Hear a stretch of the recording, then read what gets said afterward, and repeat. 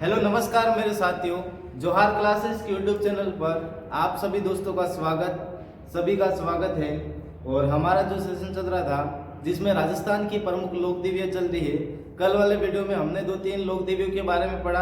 आज जो हम पढ़ने वाले हैं वो राजस्थान की, जैसे बुढ़वाई माता है, जमुवाई माता है, अन्नपूर्णा माता है। ठीक है, सबसे पहले पढ़ने से पहले मैं आपसे गुंजाइश करता हूँ कि चैनल को सब्सक्राइब जरूर करें और अपने दोस्तों के साथ शेयर जरूर करें और व्हाट्सएप स्टेटस जरूर लगाएं कि राजस्थान की कला संस्कृति से संबंधित जो महत्वपूर्ण आरएस लेवल की जो क्लासें रहेगी वो मैं आपको कंटेंट के मामले में डीपली से डीपली पढ़ाने वाला हूँ। और अपनी ये क्लास है वो अपने अन्य दोस्तों तक भी शेयर जरूर करनी है। ठीक है, तो आज जो हम अध्ययन करने वाले हैं वो राजस्थान की बुढ़वाई माता या जमुवाई माता या फिर अन्नपूर्णा माता के बारे में अध्ययन करने वाले हैं दोस्तों। तो आप मेरे साथ बने रहिए अंत तक। मैं स्टार्ट करने वाला हूँ अभी क्लास, तो देखते रहिए कि जमुवाई माता या बुढ़वाई माता या अन्नपूर्णा माता के बारे में पढ़ेंगे। ये जो जमुवाई माता है या बुढ़वाई माता है, तो ध्यान रखना इनका जो मंदिर है वो मंदिर कहाँ पर है, ध्यान रखना। मंदिर छोड़ो, एक बार ये देखो कि कछवाहा राजवंश की कुलदेवी किसकी है, कछवाहा राजवंश की कुल देवी। ठीक है, कछवाहा राजवंश की ये क्या मानी जाती है, कुल देवी मानी जाती है। अगर इनका मंदिर आपसे पूछा जाए ना, तो मंदिर कहाँ पर है, ध्यान रखना। इनका जो मंदिर स्थित है वो मंदिर कहाँ पर है, ध्यान रखना। जमुवा रामगढ़ कहाँ पर स्थित है, जमुवा रामगढ़। और जो हमारा जो जमुवा रामगढ़ वर्तमान में कहाँ पड़ जाएगा, ध्यान रखना, जयपुर ग्रामीण। या फिर आपसे ये पूछा जाए भूतपूर्व मतलब पहले कहाँ पड़ता था, ये तो ध्यान रख लेना आप, पहला जयपुर के अंदर पड़ता था, वर्तमान में ग्रामीण के अंदर आएगा। अब देखा जाए इस माता को पढ़ने से पहले अपन को राजस्थान की हिस्ट्री देखनी पड़ेगी और हिस्ट्री में हमको एक राजवंश देखना पड़ेगा। उस जो राजवंश का नाम है कछवाहा राजवंश। कौन सा राजवंश हो जाएगा, कछवाहा राजवंश। तो मेरे साथ देखो, आप बने रहो कि राजस्थान की हिस्ट्री में एक राजवंश कौन सा है, जिस राजवंश का नाम है कछवाहा राजवंश। ठीक है, ये माना कि एक राजस्थान का नक्शा है और इस राजस्थान के नक्शे में यहाँ पर एक प्रदेश पड़ता था। उस जो प्रदेश का नाम था वो क्या नाम था सर, तो उस प्रदेश का नाम था ढूंढाड़ प्रदेश। कौन सा प्रदेश, ढूंढाड़ प्रदेश। और इस ढूंढाड़ प्रदेश को वर्तमान में किस नाम से जाना जाता है, ध्यान रखना, जयपुर के नाम से जाना जाता है। किस नाम से जाना जाता है, जयपुर। ऐसे जब राजस्थान को क्षेत्रीय नामों से जाना जाता था तब जयपुर और जयपुर के आसपास मतलब 200 वाला क्षेत्र, इसको किस नाम से जाना जाता है, ध्यान रखना, ढूंढाड़ के नाम से जाना जाता था। अब देखा जाए इस ढूंढाड़ प्रदेश पर एक राजवंश ने शासन किया। उस राजवंश का नाम था कछवाहा राजवंश। कछवाहा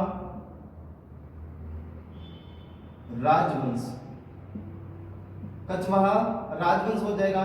ठीक है, आपसे एक जो गुंजाइश ये भी है कि अगर आपको वीडियो में अगर थोड़ी मतलब कमी पैसे दिखाई दे, कि आप लोगों को दिखाई वगैरह नहीं दे, बोर्ड थोड़ा धुंधला दिखाई देता, आप एक काम करना, आपके फ़ोन के अंदर मतलब जाना और वीडियो जब देखो वहाँ पर 3 बिंदु होंगे, वहाँ पर क्लिक करना। क्लिक करके आप वहाँ पर जाकर आपकी क्वालिटी बढ़ा सकते हो। क्वालिटी जब आपकी फ़ोन की बढ़ा दोगे तब आप बढ़िया आपको फोन के अंदर दिखाई देगा। होता क्या है कि अभी क्या है कि थोड़ी आर्थिक स्थिति कमजोर है, ये समझो। और आने वाले समय में अगर आपका सपोर्ट रहा तो हम बहुत जल्दी डिजिटल बोर्ड की तक पहुंच जाएंगे। तब आपको असुविधा महसूस नहीं होने दूंगा, ये मेरी गारंटी है। इसीलिए आपको मेरा साथ देना है और मैं आपका साथ देने वाला हूं। दोनों आप और हम दोनों मिलकर काम करेंगे तो एक न एक दिन आपको भी सफलता मिलेगी और मुझे भी मिलने वाली है। इसीलिए क्वालिटी बढ़ाकर देखना आप। तो इधर देखना, ढूंढाड़ प्रदेश पर जो राजवंश है उस राजवंश का शासन किसने किया, तो ध्यान रखना, कछवाहा राजवंश। अब सर कछवाहा राजवंश है तो आप लोगों को पता होगा कि ये कछवाहा क्यों कहा जाता है। ध्यान रखना, आप लोगों को पता होगा कि भगवान राम जी के 2 पुत्र हुए। 2 पुत्रों का क्या क्या नाम था, ध्यान रखना। एक का नाम था लव और एक का नाम था कुश। ठीक है, लव करके खुश रहते थे, यूँ समझो। आप भी लव करके खुश रहते हो या दुखी रहते हो? कमेंट करके जरूर बताना मुझे कि लव करके आदमी खुश रहता है या दुखी जरूर रहता है। तो क्या इसमें दोनों में क्या अंतर है, खुश में अंतर है या दुखी में ज्यादा अंतर है, ये बताना, ठीक है। तो इनके जो कुश के जो भी वंशज, मतलब भगवान राम के पुत्र कुश के जो वंशज हुए वो क्या कहलाए थे, ध्यान रखना, कछवाहा कहलाए या कुशवाहा कहलाए। जब आप जयपुर का इतिहास पढ़ोगे उस समय आप पढ़ोगे। अभी यहाँ पर हम इस माता तक पहुंचना है, इसीलिए ज्यादा डिटेल तक नहीं जाएंगे, लेकिन थोड़ा बहुत हम लोग जरूर पढ़ने वाले। कुश के जो वंशज कहलाए वो क्या कहलाए, तो ध्यान रखना, कछवाहा या कुशवाहा कहलाए। कछवाहा जयपुर के जो भी शासक थे वो भगवान राम के वंशज मानते थे, अपने आप को भगवान राम के वंशज और भगवान राम के पुत्र कुश के वंशज मानते थे। तो देखा जाए तो ये कछवाहा राजवंश है, और इस कछवाहा राजवंश का जो संस्थापक माना जाता है वो संस्थापक कौन था, ध्यान रखना, संस्थापक का जो नाम है वो संस्थापक का नाम कौन सा हो जाएगा, इनके जो संस्थापक का नाम हो जाएगा दुल्हे राय। क्या नाम हो जाएगा, दुल्हे राय। इसी दुल्हे राय का दूसरा जो नाम मिलता है धोला राय। कौन सा होता है, कौन सा नाम मिलता है, धोला राय। इसी धोला राय को और किस नाम से जाना जाता है, ध्यान रखना, तेज कंवर। क्या कहा जाता है, तेज कंवर। और किस नाम से जाना जाएगा, तेज कंवर, तेज कंवर। तेज कंवर को और किस नाम से जाना जाता है सर, तो और नाम जाना जाता है ढोला। क्या कहा जाता है, ढोला। और ढोला का जैसे ही मैंने नाम लिखा आपके दिमाग में एक कहानी आ रही होगी, ढोला मारू की कहानी। तो ये इन्हीं से जुड़ी हुई है। और ढोला मारू की जो कहानी है वो आने वाले वीडियो में, अब जब हम मेले त्योहार वगैरह पढ़ेंगे उस समय मैं ढोला मारू की आपको कहानी जरूर सुनाऊंगा। तो ध्यान रखना, ढोला नाम था। और इसी का नाम और क्या मिलता है सर, तो देखना, इसी का और नाम मिलता है साल्व कंवर। साल्व कंवर नाम मिलता है। ये इतने सारे जो नाम है वो किसके हैं, तो ध्यान रखना, वो दुल्हे राय के हैं। दुल्हे राय मतलब दूल्हा क्यों कहा जाता, खूब सुंदर था ये। तेज कंवर ये खूब सुंदर था, ढोला वहां से नाम पड़ा है, साल्व कंवर ये इनके अन्य नाम भी है। अब देखा जाए तो ध्यान रखना, इसी धोला राय या दूल्हे राय की जो पत्नी थी या रानी थी, उस रानी का जो नाम था मारुनी। क्या नाम मिलता है, मारुनी। मारुनी या इसी का दूसरा नाम मिलता है मारू। मारू क्या हो जाएगा, मारू।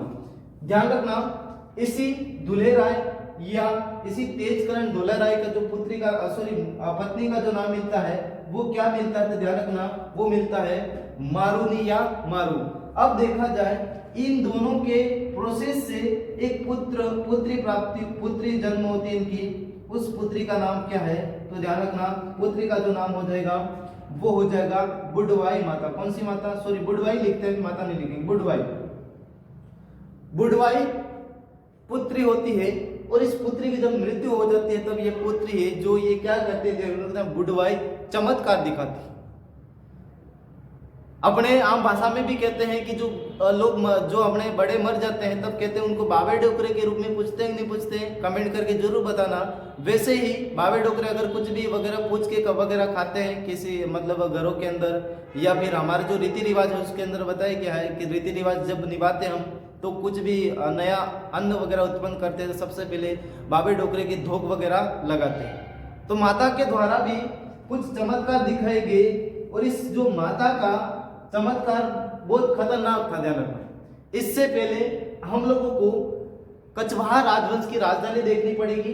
कछवाहा राजवंश की, जब कछवाहा राजवंश शासन करा था उस समय जो कछवाहा राजवंश की जो राजधानी कौन कौन सी थी सर, तो ध्यान रखना, राजधानी कौन सी थी, राजधानी का जो नाम था, सबसे पहले इनकी जो कछवाहा राजवंश की जो राजधानी थी दौसा।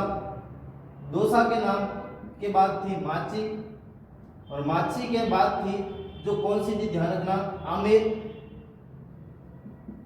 आमेर के बाद जो थी वो कौन सी थी, ध्यान रखना, वो हो जाएगी जयपुर। जयपुर की स्थापना किसके द्वारा की गई, ध्यान रखना, 1727 सवाई जय सिंह के द्वारा की गई थी। अगर आपसे कोई ये पूछे ना कि उदयपुर की स्थापना किसके द्वारा की गई, तो उदय सिंह के द्वारा 1559। अगर आपसे ये भी कोई पूछे ना जोधपुर की स्थापना कब की गई, ध्यान रखना जोधपुर की स्थापना 12 मई 1459 राव जोधा। ठीक है, हो जाएगा याद, लिख देना आपकी कॉपी के अंदर। और मैं बोल रहा हूं ये जो दोनों राजधानी बनाई गई थी वो किसके शासनकाल में बनाई गई, ध्यान रखना दुल्हे राय के शासनकाल में। किसके शासनकाल में? दुल्हे राय के। और ये जो राजधानी बनाई गई थी आमेर, वो एक शासक होता है कछवार राजवंश का कोकिल देव के शासनकाल में। जयपुर सवाई जयसिंह के शासनकाल में बनाई गई, सवाई जयसिंह के शासनकाल में। और इसी के शासनकाल में इसी के नाम पर जयपुर की स्थापना की थी। अब देखा जाए कि होता क्या है, जब दुल्हे राय धोला राय तेज कंवर जब शासक था उस समय क्या किया जाता है कि इस जो माता का जो मंदिर बनवाया गया था वो माची के अंदर बनवाया गया था। कहां पर बनवाया गया था? माची के अंदर बनवाया गया था। ठीक है, माची के अंदर इस माता का मंदिर बनवाया गया। और इस माची का जो नाम बदल के इन्होंने क्या कर दिया, दुल्हे राय के द्वारा ध्यान रखना, रामगढ़ कर दिया। क्या कर दिया? रामगढ़। क्या कर दिया? रामगढ़। अब होता क्या है, रामगढ़ कर दिया तो इसी रामगढ़ को कभी कहते थे ढूंढाड़ का पुष्कर। ढूंढाड़ का पुष्कर। पुष्कर किस क्षेत्र को कहते हैं सर? आप लोगों ने खूब सुना होगा, खूब पढ़ा भी होगा, लेकिन आज तक आपको किसी को 90% मतलब 90% नहीं पता होगा, 10% मतलब 1% लोगों को पता होगा पुष्कर क्यों कहा जाता है। जहां पर सर्वाधिक गुलाब की खेती होती है उस स्थल को कहा जाता है पुष्कर, ध्यान रखना। ठीक है, आज गांठ बांध के रख लेना कि जहां पर सर्वाधिक गुलाब की खेती होती है उस स्थल को क्या कहते हैं? पुष्कर। और बचपन में गुलाब खूब उपयोग में क्या होगा, नहीं किया होगा तो वैलेंटाइन डे के दिन भी उपयोग किया होगा। ठीक है, 14 फरवरी, ध्यान रखना। आज पता होगा इसका इतिहास आपको कि जहां पर जो उगता है, जो पैदा होता है, उसी स्थल को हम क्या कहते हैं? पुष्कर कहते हैं। और वो स्थल किसका है? तो गुलाब का है, ध्यान रखना। अब देखा है ढूंढाड़ का पुष्कर कहा जाता है इसको, रामगढ़ को। और इसी माची का नाम बदलकर अपने वंशजों के नाम पर, राम के नाम पर इसका माची का जो नाम किया गया था वो रामगढ़ किया गया था। और इसी स्थल पर माता जी का क्या बनाया गया है? मंदिर बनाया गया है। इसीलिए ये माता ये रामगढ़ के नाम पर क्या कहलाई थी, ध्यान रखना, जमुआ रामगढ़। जमुआ रामगढ़ माता के नाम से प्रसिद्ध हुई। इस स्थान की वजह से जमुआ रामगढ़ का, जमुआ मतलब माता और रामगढ़ का मतलब क्या हो जाए, क्या ध्यान रखना। इधर मैं नीचे लिख रहा हूं, इसी रामगढ़ स्थल पर ध्यान रखना, इसी रामगढ़ स्थल पर माता जी का मंदिर बनवाया गया। इसीलिए इस माता को क्या कहा गया, ध्यान रखना, जमुआ रामगढ़ कहा गया। क्या कहा गया? जमुआ रामगढ़ कहा गया। हो जाएगा याद। ये जो सारी हिस्ट्री है वो किसकी है तो ध्यान रखना, वो बुडवाई माता, जमुवाई माता, अन्नपूर्ण माता। अन्नपूर्ण माता इसलिए कहा जाता है क्योंकि इस माता के मंदिर में जिस माता के मंदिर में अन्न का भोग लगेगा उसको हम कहेंगे अन्नपूर्ण माता। ठीक है, तो ध्यान रखना जमुआ रामगढ़ में इनका मंदिर स्थित है। कछवाहा राजवंश की कुल देवी कहा जाता है। कुल देवी क्यों कहा जाएगा? जिस राजवंश में जो माता जन्मेगी उसी को, उस राजवंश के लोग उसको क्या मानेंगे? कुल देवी मानेंगे। वैसे हमने जब वीडियो प्रारंभ किया था लोक देवियों के बारे में तब वैसे मैंने बताकर रखा है। अब देखा जाए ये जमुआ रामगढ़ माता का मंदिर हो गया, बुडवाई माता या जमुवाई माता। ठीक है, अब जो एक माता है जिस माता के बारे में यहाँ पर थोड़ा जगह बची है तो और लिख लो। एक जो माता, उस माता का नाम है राजेश्वरी माता। राजेश्वरी माता। ये जो राजेश्वरी माता का मंदिर है वो कहां पर है, ध्यान रखना, भरतपुर। कहां पर हो जाएगा? भरतपुर। राजेश्वरी माता का अगर आपसे कोई मंदिर पूछे ना तो आपको क्या बताना है? भरतपुर। क्यों प्रसिद्ध है तो ध्यान रखना, ये क्या थी? जाट राजवंश की कुल देवी मानी जाती है। जाट राजवंश की क्या मानी जाती है? कुल देवी। कौन सी माता है? राजेश्वरी। ठीक है, अब देखा जाए एक माता और है जिस माता का नाम है इडाना माता। इडाना माता। इडाना माता।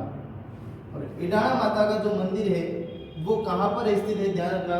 हाल ही पहले ये आता था उदयपुर के अंदर, लेकिन वर्तमान में इडाना माता का जो मंदिर है वो कहाँ पर आ जाएगा, ध्यान रखना, ये जो वर्तमान में सलुम्बर के अंदर आ जाएगा। ठीक है मेरे दोस्तों, सलुम्बर के अंदर वर्तमान में कहाँ पर स्थित है, सलुम्बर। इडाना माता का जो मंदिर है वर्तमान में कहाँ पर है, सलुम्बर के अंदर।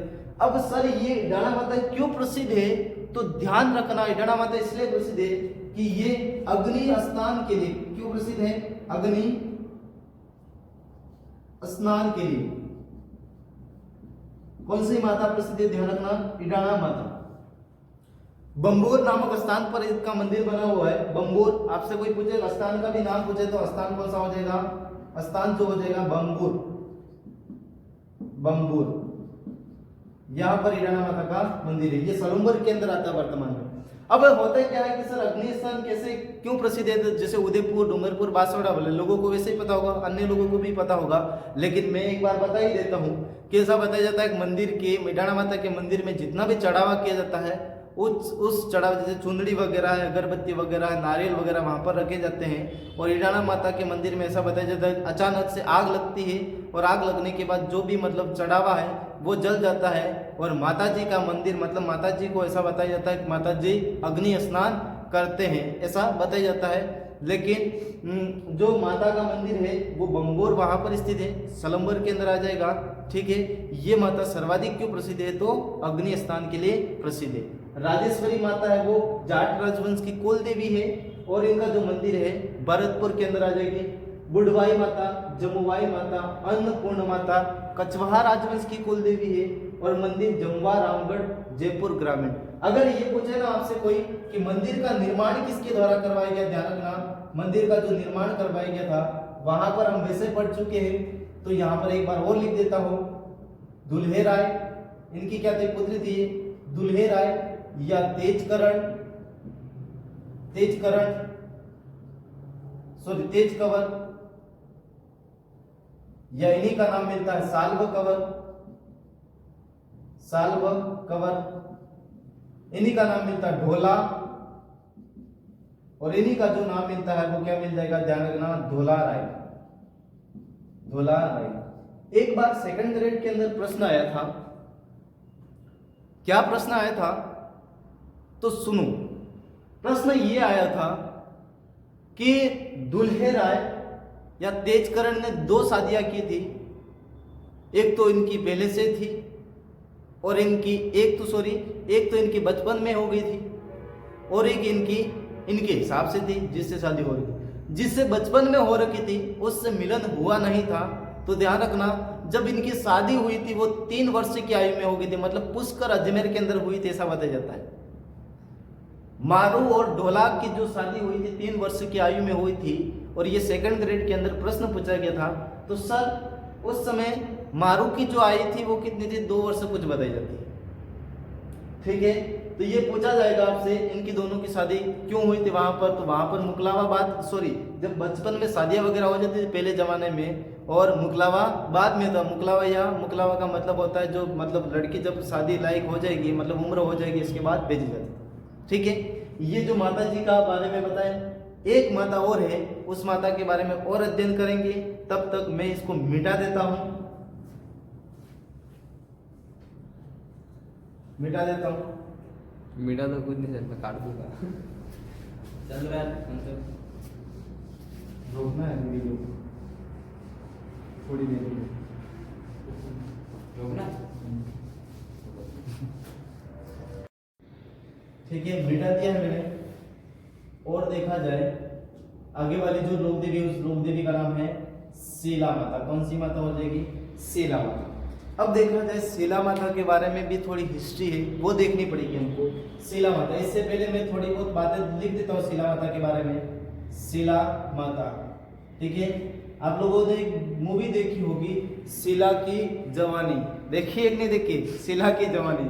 शीला की जवानी नहीं देखी तो आज देखना, मैं बोल रहा हूँ देखना शीला की जवानी, बहुत बढ़िया मूवी है। और शीला की जवानी से शीला माता को याद रखना आपको, ठीक है। शीला माता या इन्हीं को और किस उपनाम से जाना जाता है, ध्यान रखना,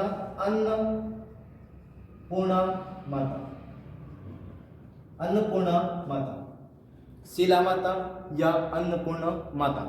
अब देखा जाए शीला माता क्या है तो ध्यान रखना। इनका जो मंदिर कहाँ पर स्थित है सर, तो इनका मंदिर देखा जाए तो इनका मंदिर सील की डुंगरी, शिला माता से याद रख लेना, सील की डुंगरी, शिला, सील से शिला है यहाँ पर, सील की डुंगरी से याद रख लेना, सील की डुंगरी और सील की डुंगरी। स्थान पूछा चाकसू, सर ये चाकसू कहां पर पड़ता है, ध्यान रखना। वर्तमान में नए जीके के हिसाब से चाकसू कहां पर आ जाएगा, जयपुर ग्रामीण। कहां पर आ जाएगा, जयपुर ग्रामीण के अंदर आ जाएगा। यहाँ पर शिला माता का मंदिर स्थित है। सर और क्या बात है शिला माता के बारे में, तो देखिए इधर ये कछवाहा, कछवाहा, कछवाहा राजवंश की कुल देवी। अगर आपसे कोई पूछे ना कि आराध्य देवी कौन सी कछवाहा राजवंश की, वैसे हम पढ़ चुके हैं, वो हो जाएगी बुढ़वाई माता, जमुवाई माता या अन्नपूर्णा माता। ये है वो शिला देवी, वो क्या है तो ध्यान रखना आराध्य देवी मानी जाती है। सॉरी मैंने यहाँ पर कुल देवी लिख दिया, आराध्य देवी क्या मानी जाती है, आराध्य देवी, आराध्य देवी, ठीक है। आराध्य देवी कौन सी हो जाएगी हमारी, शिला। अब देखा जाए इनके मंदिर में काले मूर्ति कैसी होती है, ध्यान रखना, काले पत्थर पर, काले पत्थर पर उत्कीर्ण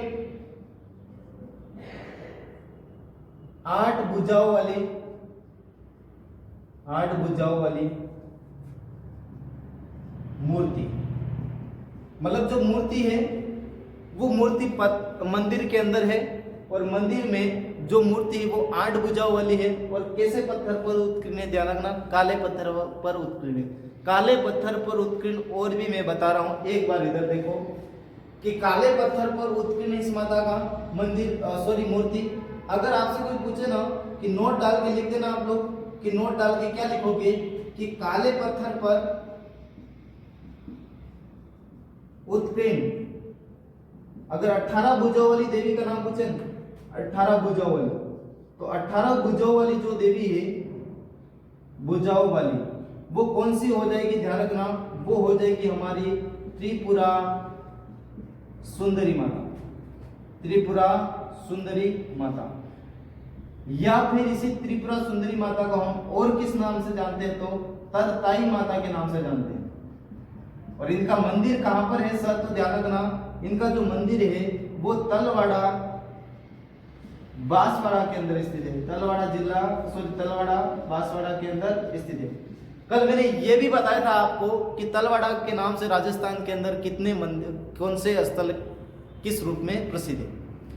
हम लोगों ने ये भी पढ़ा था कि तलवाड़ा, तिलवाड़ा जो जिल है, वो तिलवाड़ा जिल जो कहां पर स्थित है, ध्यान रखना, तिलवाड़ा जिल, सॉरी तिलवाड़ा जो जिल है वो, सॉरी तलवाड़ा जो जिल है, तलवाड़ा जो जिल है वो हनुमानगढ़ के अंदर, ये पढ़ा था।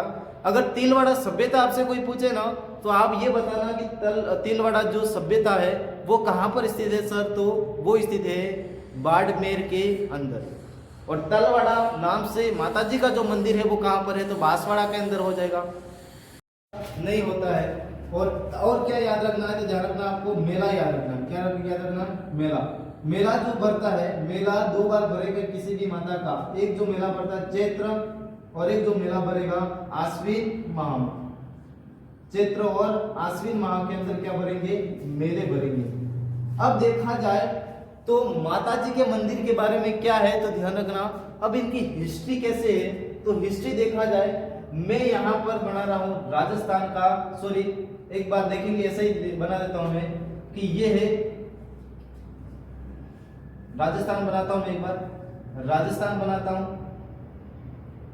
और राजस्थान के अंदर एक हमारा जो शासक था जिसका नाम था, ये हमारा दिल्ली है, और दिल्ली का उस समय शासक है अकबर। और अकबर का जो सेनापति है, उस सेनापति का जो नाम आपके जो दिमाग में सोच रहे वही होगा, कौन होगा, मिर्जा राजा मानसिंह। मिर्जा राजा मानसिंह कौन हो जाएगा, मिर्जा राजा मानसिंह। सेनापति कौन हो जाएगा? मिर्जा राजा मान सिंह। किसका है? अकबर का। सर आपने राजस्थान का नक्शा क्यों बनाया? तो राजस्थान का नक्शा मेरे दोस्त इसलिए बनाया है क्योंकि मिर्जा राजा मान सिंह के द्वारा इसी राजस्थान के अंदर एक युद्ध लड़ा गया था। उस युद्ध का नाम है हल्दी घाटी का युद्ध। हल्दी घाटी का युद्ध। सर आप सोचो कि हल्दी घाटी का युद्ध का जिक्र क्यों कर रहे हो? जिक्र इसलिए कर रहा हूं मेरे दोस्त क्योंकि ये जो हल्दी घाटी का युद्ध 1576 ईस्वी में होता है और ये युद्ध होने के बाद अकबर के द्वारा इस मिर्जा राजा मान सिंह को किस अभियान पर भेजा गया था? तो ध्यान रखना, भारत के उत्तरी हिस्से में, मतलब भारत के उत्तरी हिस्से में किसको भेजा गया था? अकबर को भेजा गया था। और सॉरी, मान सिंह को, मिर्जा राजा मान सिंह को भेजा गया था। और मान सिंह को जब भेजा जाता है तब मान सिंह अकबर के लिए कौन कौन सी विजय करता है? तो ध्यान रखना, अकबर के लिए जो विजय करता है वो जो विजय कौन सी हो जाएगी? तो एक जो विजय करता है उस विजय का नाम है बिहार विजय। बिहार विजय। बिहार विजय प्राप्त कर लेता है और बिहार विजय के बाद उड़ीसा विजय करता है। उड़ीसा विजय। और उड़ीसा विजय के बाद एक विजय उसकी और रहती है जिस विजय का हम जिक्र करने वाले हैं। वो जो विजय हो जाएगी बंगाल विजय। बंगाल विजय। कौन सी विजय? बंगाल विजय। कौन सी विजय हो जाएगी? बंगाल विजय हो जाएगी। और बंगाल विजय जब होती है तब क्या होता है, एक बार मैं इसको मिटा देता हूं, तब तक आप याद रखना, ये वाला माहौल याद रखना, ठीक है? या फिर आपकी कॉपी के अंदर इतना लेना, बंगाल विजय, उड़ीसा विजय और बिहार विजय, ये विजय हो जाएगी। इसके बाद देखा जाए तो क्या कहानी है कि यहाँ पर जब बंगाल विजय पर किसको भेजा गया? मिर्जा राजा मान सिंह को हल्दी घाटी युद्ध के बाद इस व्यक्ति को कहां पर भेजा गया था? ध्यान रखना, इसको भेजा गया था बंगाल विजय और उड़ीसा विजय और भारत के उत्तरी हिस्से भेजा गया था। मिर्जा राजा मान सिंह। सर इतना लंबी चौड़ी बात क्यों कर रहे हो? क्योंकि आपको अगर जड़ से समझना है तो आपको समझना ही पड़ेगा, ठीक है? ऐसा नहीं, वैसे ये इतना ही लिख देता तो भी चल जाता, लेकिन आपको अगर डिटेल से समझना है तो आपको समझना पड़ेगा। मिर्जा राजा मान सिंह को किन किन अभियानों के ऊपर भेजा गया? तो यहाँ पर 3 अभियान मैंने लिखे थे, बिहार विजय, और बिहार विजय के बाद कौन सी हो जाएगी? उड़ीसा विजय। उड़ीसा विजय, और उड़ीसा विजय के बाद इसकी जो विजय आ जाएगी बंगाल विजय। बंगाल विजय। और बंगाल में इस तरह का यहां पर एक बना रहा हूं, बंगाल का नक्शा बना रहा हूं। और बंगाल अपना जो है भारत के किस हिस्से में है? तो ध्यान रखना, पूर्वी हिस्से में। कौन से हिस्से में? पूर्वी हिस्से में जो क्षेत्र है उसको हम क्या कहते हैं? बंगाल कहते हैं। क्या कहते हैं? बंगाल, ठीक है? बंगाल। बंगाल 2 है, एक पूर्वी बंगाल और एक पश्चिमी बंगाल। आज भी है, कल भी थे, ठीक है? तो रहेंगे। अब देखा जाए उस समय इसको मैं बंगाल को 2 भागों में बांटता हूं। एक बंगाल यह हो जाएगा पश्चिमी बंगाल, पश्चिमी बंगाल, और एक जो बंगाल हो जाएगा पूर्वी बंगाल। 2 भागों में विभाजित था। इस पूर्वी बंगाल मतलब इसकी जो राजधानी थी बंगाल की उस समय, जो राजधानी कौन सी थी सर? तो राजधानी थी, उस राजधानी का नाम था ढाका। ढाका, ठीक है? राजधानी का नाम क्या हो जाएगा? ढाका हो जाएगा। और यहाँ पर इसी राजधानी में जो बंगाल का जो राजा बैठता था उसका नाम था केदार कायस्थ। केदार कायस्थ। राजा कौन बैठता था? केदार कायस्थ बैठता था। अब होता क्या है कि इस पश्चिम बंगाल को मिर्जा राजा मान सिंह जीत लेता है, लेकिन ये है पूर्वी बंगाल को नहीं जीत पाता है। मिर्जा राजा मान सिंह के पास 1 लाख से अधिक सेना थी और इसके पास 60,000 सेना थी, तो भी इसको नहीं जीत पाता था। कौन नहीं जीत पाता? ध्यान रखना, वो मिर्जा राजा मान सिंह पूर्वी बंगाल पर अधिकार नहीं कर पाते। मान सिंह के द्वारा पता लगाया गया कि इस पूर्वी बंगाल की ऐसी क्या खासियत बात है कि मैं 1 लाख सेना होने के बाद भी केदार कायस्थों को पराजित नहीं कर पाता हूं। तब गुप्त सूत्रों के माध्यम से यह पता लगा है कि केदार कायस्थ के पास एक माता है उस माता का नाम है शिला माता। और शिला माता की जब कोई भी व्यक्ति पूजा करता है, उस व्यक्ति की कभी युद्ध भूमि, रणभूमि में हार नहीं होती। मानसिंह के द्वारा जब चालाकी से माता के कुछ पुजारियों को अपनी ओर मिलाते हुए पूजा के अंदर विघ्न उत्पन्न करवाकर इस पूरी बंगाल पर आक्रमण किया। और आक्रमण के दौरान इस केदार कायस्थ ने इस माता को, एक स्थान है जो अब बंगाल के अंदर, उस स्थान का नाम है जसोल। जसोल के पास एक नदी बहती है, उस जो नदी का नाम है हुगली नदी। और इस हुगली नदी के अंदर माता को क्या करवा दिया, इस माता की मूर्ति को फेंकवा दिया। हुगली नदी के अंदर फेंकवाने के बाद होता क्या है कि केदार कायस्थ को मानसिंह क्या कर लेता है, ध्यान रखना, बंदी बना लेता है। बंदी बनाने के बाद केदार कायस्थ को बंदी बनाने के बाद मिर्जा राजा मानसिंह क्या करता है, तो ध्यान रखना क्या करता है, तो इस केदार कायस्थ को छोड़ने की बात करता है। तब इसके साथ दो शर्तें रखता है। एक तो इसकी पुत्री से शादी करने की मांग करता है मिर्जा राजा मानसिंह, और एक क्या करता है, ध्यान रखना, जो माता की मूर्ति थी उस मूर्ति का मांग करता है। क्योंकि मानसिंह को पता चल गया था कि इस माता की जब पूजा की जाती तब रणभूमि में हारता नहीं है व्यक्ति। इसीलिए मानसिंह क्या करता है, इस केदार कायस्थ को इसके पास से इसकी पुत्री से शादी करता है। और शादी में केदार कायस्थ से ओनली फॉर ठामड़े ठीकरे वगैरह कुछ नहीं मांगे, ओनली फॉर क्या मांगी, तो ध्यान रखना, मूर्ति मांगी, माता की मूर्ति। और इस केदार कायस्थ के द्वारा क्या करना पड़ा कि इस हुगली की नदी के अंदर से माता की मूर्ति निकलवा कर इसको पुत्री के साथ इस माता की मूर्ति को दहेज में दिया। कैसे दिया, दहेज में दिया। या उस राजा को परास्त करके मिर्जा राजा मानसिंह यहां से बंगाल से कहां पर लाता है, तो ध्यान रखना, जयपुर के अंदर लाता है। और जयपुर में यहां पर सील की डूंगरी चाकसू जयपुर में माता जी का क्या करवाता है, मंदिर का निर्माण करवाता है। क्या करवाता है, निर्माण। ये सारी जो हिस्ट्री है वो किसकी है, इस माता की है। माता का नाम क्या है, शिला माता।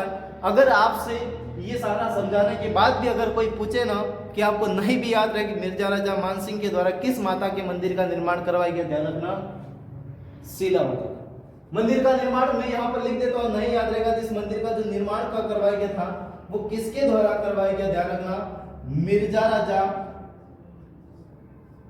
मानसिंह के द्वारा। ये वही मानसिंह है जिसने हल्दीघाटी रणभूमि में महाराणा प्रताप के विरुद्ध लड़ने की कोशिश की थी। और उस भाले से महाराणा प्रताप के द्वारा जो आक्रमण किया गया था, उस भाले से ये बाल बचा था, लेकिन इसमें उस दिन इसकी किस्मत ने साथ दे दिया। आप लोगों ने मूवी वगैरह देखी होगी, उसी मानसिंह की बात करें हम लोग इस, और वही ये मानसिंह बांग्लादेश से, और ये जसोल अगर वर्तमान में कहाँ पड़ता है, ध्यान रखना, बांग्लादेश के अंदर, बांग्लादेश के अंदर पड़ता है।